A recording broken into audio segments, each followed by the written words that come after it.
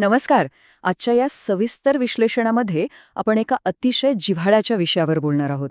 तो विषय म्हणजे महाडीबीटी खरीप बियाणे अनुदान योजना 2026. आता तुम्हाला माहितीच आहे, खरीपाचा हंगाम जवळ येतोय आणि बियाण्यांचं नियोजन तर करावंच लागणार, बरोबर? तर ही नवीन योजना नेमकी काय आहे, तिचं बदललेलं स्वरूप कसं आहे आणि मुख्य म्हणजे याचा जास्तीत जास्त फायदा आपल्याला कसा मिळवता येईल, हे आपण आज अगदी सोप्या भाषेत समजून ठेवूया. बरं, आज आपण नेमक्या कोणत्या गोष्टी बघणार आहोत ते थोडक्यात पाहूया. सगळ्यात आधी शेतकऱ्यांमध्ये सध्या जी थोडी नाराजी दिसतीये त्याबद्दल बोलूया.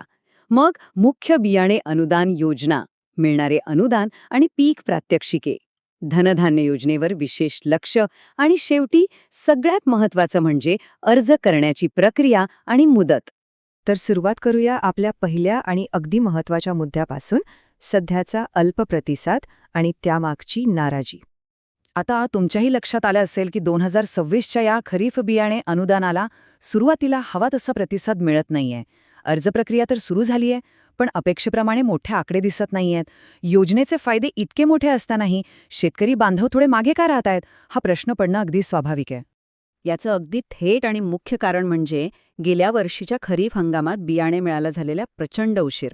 आपण सर्वांनीच पाहिलंय, वेळेवर बियाणं न मिळाल्यामुळे किती मनस्ताप सहन करावा लागला होता. त्याच कटू अनुभवामुळे यावर्षी साहजिकच एक संकोच किंवा नाराजी दिसून येतेय. आणि बघा, ही नाराजी अगदी 100% रास्त आहे.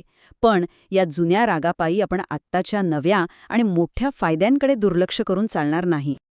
आता वळूया आपल्या दुसऱ्या भागाकडे, ज्यामध्ये आपण प्रमुख बियाणे अनुदान योजना आणि पिकांचं जे नियोजन केलंय त्याविषयी बोलूया. बियाण्यांचे वितरण कसं होतं हे समजून घ्यायचं असेल तर सगळ्यात आधी प्रमाणित बियाण्यांचे वाण कसे विभागले जातात हे पाहायला हवं. हे प्रामुख्याने 2 गटांत विभागलेत. पहिला गट म्हणजे 10 वर्षांपेक्षा जुने वाण आणि दुसरा म्हणजे 10 वर्षांच्या आतील नवीन वाण. या साध्या वर्गीकरणानुसारच तुम्हाला वेगवेगळ्या योजनांमधून बियाणे दिले जाते आणि त्यावरच तुमचं पुढचं अनुदान अवलंबून असतं.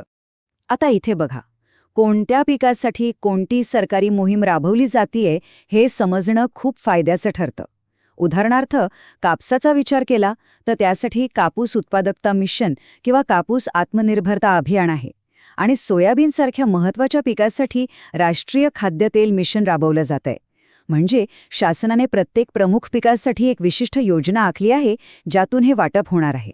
यानंतर आपण येऊया थेट फायद्याच्या मुद्द्यावर, म्हणजे अनुदान आणि पीक प्रात्यक्षिकांमधून मिळणारे थेट आर्थिक फायदे. 100%. हो, तुम्ही अगदी बरोबर ऐकलत.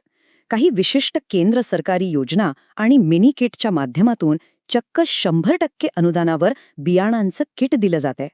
याचा सरळ अर्थ असा की हे बियाणं तुम्हाला अक्षरशः मोफत मिळू शकतं.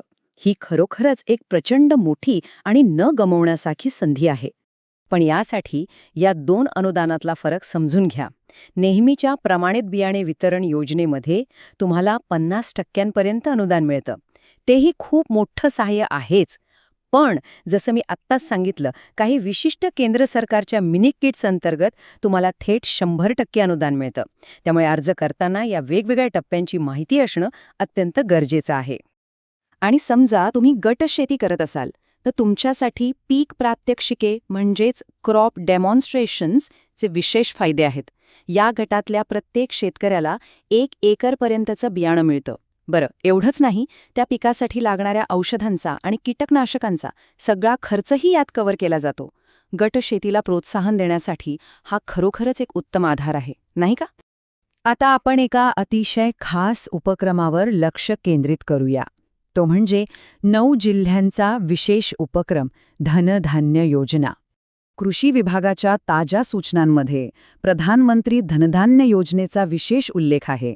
ही योजना सध्या राज्यातल्या 9 जिल्ह्यांमध्ये खूप जोमाने राबवली जातीये आणि या 9 जिल्ह्यांमधल्या जास्तीत जास्त शेतकऱ्यांना या योजनेअंतर्गत थेट 100% अनुदानावर बियाणे मिळण्याची दाट शक्यता आहे. हा एक असा केंद्रित उपक्रम आहे जो तिथल्या शेतकऱ्यांसाठी खऱ्या अर्थाने वरदान ठरू शकतो. आता तुम्ही विचार कराल, आमचा जिल्हा या 9 मध्ये नाही, मग आमचं काय? तर अजिबात काळजी करू नका. कृषी विभागाने स्पष्ट केलंय की इतर सर्व जिल्ह्यांसाठी अनुदानाचं प्रमाण आणि वितरणाच्या सविस्तर सूचना लवकरच प्रकाशित केल्या जातील. त्यामुळे तोपर्यंत आपला ऑनलाईन अर्ज भरायची प्रक्रिया थांबवायची नाहीये, ती सुरूच ठेवायची आहे. आणि म्हणूनच आपण आता शेवटच्या आणि सर्वात कृतिशील भागाकडे वळतोय, अर्ज प्रक्रिया आणि त्याची मुदत. ऑनलाईन अर्ज करताना तुमच्याकडे 2 सोपे डिजिटल पर्याय आहेत. जर तुम्ही गटातून अर्ज करत असाल तर पोर्टलवर जाऊन ग्रुप लॉग इन वापरायचं आणि जर तुम्ही वैयक्तिक अर्ज करत असाल तर तुमचा स्वतःचा फार्मर आयडी वापरून लॉग इन करायचं.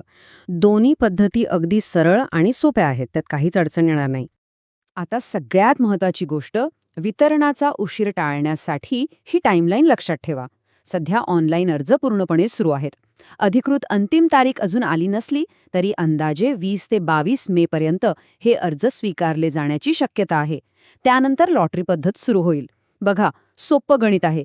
जेवढ्या लवकर आपले अर्ज जातील तेवढ्याच लवकर वितरणाची प्रक्रिया सुरू होऊ शकेल. म्हणजे थोडक्यात सांगायचं तर फक्त 3 सोप्या गोष्टी करायच्या आहेत. पहिली गोष्ट, योग्य लॉग इन निवडा. दुसरी गोष्ट, 20 ते 22 मेच्या आत आपला अर्ज सबमिट करा. आणि तिसरी गोष्ट, लॉटरी प्रक्रियेमध्ये लवकर सामील व्हा. जर आपण वेळेत हे सगळं केलं तर गेल्या वर्षी जो नाहक उशीर झाला होता तो आपण नक्कीच टाळू शकतो.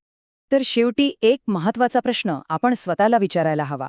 गेल्या वर्षी बियाणं मिळायला उशीर झाला हे खरंय, पण त्या एका कटू आठवणीमुळे या हंगामात मिळणाऱ्या या 100% अनुदानाच्या सुवर्ण संधीला आपण मुकणार आहोत का? आपली नाराजी रास्त आहे, पण एवढ्या मोठ्या आर्थिक फायद्यांवर पाणी सोडणं शहाणपणाचं ठरेल का? मुळीच नाही. त्यामुळे वेळेत अर्ज करा आणि या योजनांचा पुरेपूर लाभ घ्या. आजच्या या विश्लेषणातून तुम्हाला नक्कीच स्पष्टता मिळाली असेल. धन्यवाद.